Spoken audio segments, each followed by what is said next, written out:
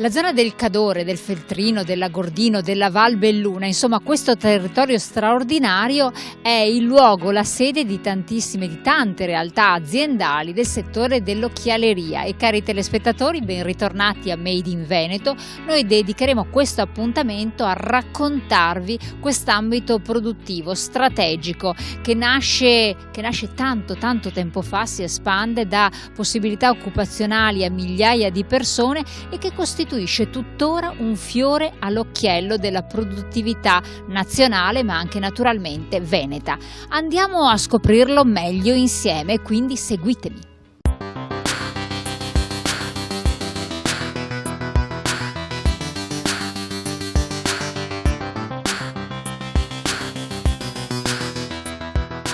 Cari telespettatori, sono entrata in un'azienda produttrice di occhiali perché bisogna toccare con mano, vedere, conoscere e scoprire questa attività straordinaria che ha fatto la ricchezza dalla metà del 1800 circa di questa zona, in modo particolare della provincia di Belluno, ma non soltanto, di territori limitrofi e della nostra regione.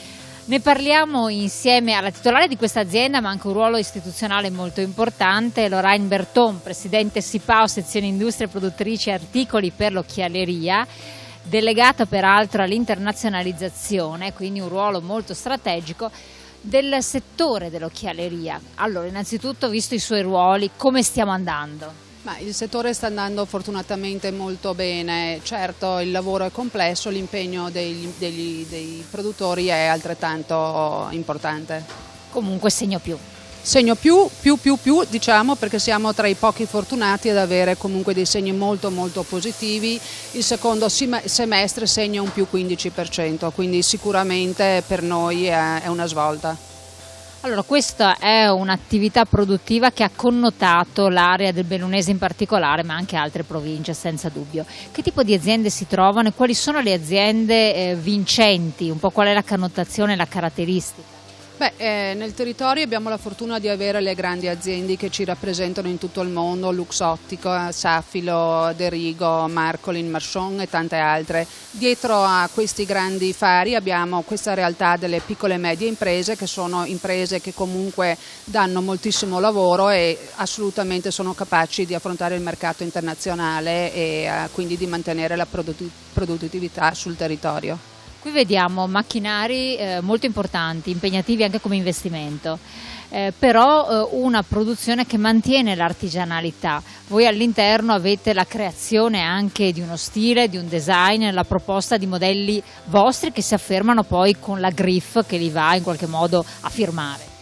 Oggi i produttori alle nostre aziende hanno all'interno appunto anche la possibilità e quasi sempre la capacità di dare il prodotto completo, quindi partire proprio dalla carta per finire poi sul naso dei nostri consumatori. Non è facile, però se hai una realtà completa sicuramente sei molto più competitivo sul mercato e devo dire che le nostre aziende hanno saputo sicuramente completare il ciclo produttivo proprio dalla base. Come facciamo ad essere competitivi sui mercati internazionali? Come fate? Devo dire che noi abbiamo una grande fortuna, che è quella di avere il dono della qualità del prodotto, del gusto, che un po' ci abbiamo ereditato dai nostri avi e che continuiamo a portare avanti. Questo ha fatto e farà la differenza oggi, l'ha fatta nel passato, ma lo farà anche nel futuro, sicuramente. A questo punto c'è anche l'alta qualità del prodotto, altissima qualità del prodotto, e il fatto che diventa difficilmente emulabile, imitabile. Ai produttori italiani, soprattutto ai produttori della moda, oggi è richiesto questo. Non possiamo più competere su prodotti poveri, dobbiamo dare il nostro meglio sicuramente nella qualità, cosa in cui siamo estremamente bravi, quindi direi che su questo non abbiamo in realtà paura di affrontare i mercati. Descriviamo rapidamente, proprio per far comprendere ai nostri telespettatori, come avviene la produzione di una delle tantissime montature che vengono proposte. Quali sono i cicli produttivi salienti? Beh, in realtà la produzione dell'occhiale ha parecchie fasi di lavorazione, sono quasi una quarantina dall'inizio fino alla fine. Si parte dal materiale, quindi il metallo dalla plastica, che in realtà è proprio una lastra, e da lì inizia lo sviluppo del prodotto. Prima di questo c'è lo studio, il design, quindi diciamo, i passaggi sono molti e le persone che comunque interagiscono con la produzione sono altrettanti. La parte artigiana dove sta? La parte artigiana si sposa oggi con la parte tecnologica. Devo dire che se non hai nella tua azienda dei buoni artigiani difficilmente puoi fare un buon prodotto. Cosa vuol dire essere un buon artigiano nel settore dell'occhiale? Un buon artigiano nel settore dell'occhiale vuol dire aver creato all'interno della propria azienda un know-how con ogni singolo operatore. Questo permette all'occhiale di essere made in Italy dall'inizio alla fine e soprattutto di dare quella qualità che oggi si richiede al nostro prodotto.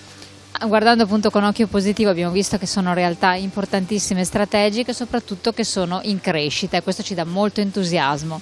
Ringraziamo la Presidente, anche voi di averci seguito in questo appuntamento alla scoperta di un distretto produttivo molto molto importante, ma di un'area e di un territorio che meritano di essere scoperti e visti. Grazie.